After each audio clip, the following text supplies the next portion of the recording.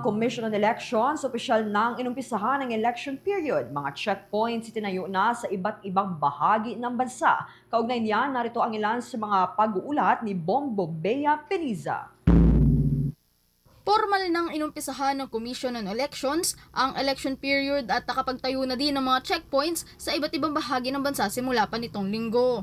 Sa naging send-off ceremony na ginanap sa Kartilya ng Katipunan sa Maynila, kinumpirma ni COMELEC Chairman Attorney George Erwin Garcia na mayroong kasalukuyang higit sa 1,200 na mga checkpoints sa buong bansa. Anya, ang bilang na ito ay depende kung saan nasasaklaw ang kategory ng isang lugar.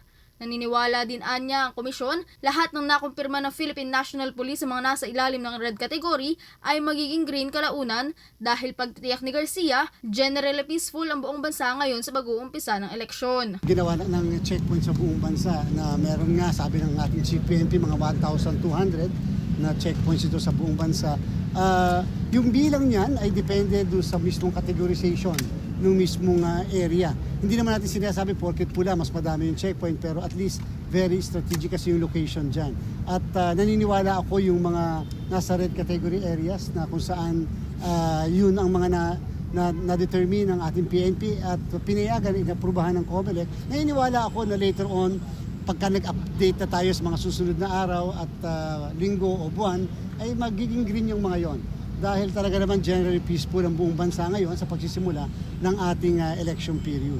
Binigyang diin din ni Garcia na hindi porke umpisa na ng election period ay umpisa na rin ang kampanya ng mga kandidato.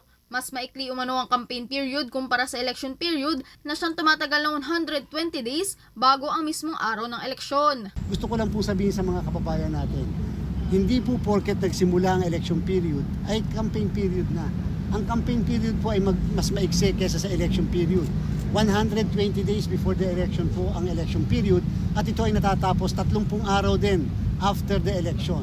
So ganyan po kahaba ang tinatawag na election period. Samantalang ang campaign period ay 70 araw sa national position at 45 araw sa local position. Nangangahulugan po, maaaring pagsisimula ng election period may mga patakaran, may mga prohibisyon na ipapatupad ng COMELEC, pero ito po ay hindi pa applicable doon sa conduct ng kampanya. Kaya po yung mga nag-file ng candidacies noong October 1 to 8 sa national at local positions at November 4 to 9 sa Bangsamoro, sila po ay kandidato pa lamang sa February 11 sa national positions at sa March 28 sa local positions. Samantala sa naging paunang pahayag naman ni Philippine National Police Chief Romel Francisco Marbil, binigyan din niya ang kahalagahan ng kooperasyon at kolaborasyon para maging mas mapayapa ang magiging eleksyon ngayong taon. Dito din anya makikita kung gaano kaayos ang kapulisan ng bansa sa pagpapatupad ng kaayusan sa mga checkpoints at pagpapanatili ng kapayapaan ngayong opisyal ng inumpisahan ng election period. Alam mo, ito lang po pinapakita natin. Same way that we are doing right now dun sa send-off natin, cooperation will always be, and collaboration will always be the best. Best ingredient para maging peaceful ang ating endeavor. Ipakita po natin sa pagkakaisa na maayos tayo, aayos po natin ang election. Nasa kamay po natin. Nasa kamay natin ang kabubuti ng election. Let us be fair.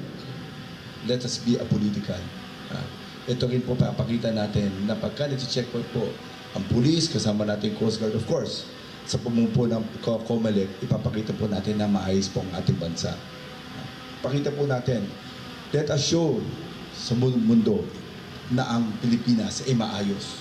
Sa pamamagitan din anya nito ay maipapakita na talagang nagkakaisa ang mga Pilipino at maayos na nagsasagawa ng mga operasyon ng kapulisan ngayong eleksyon.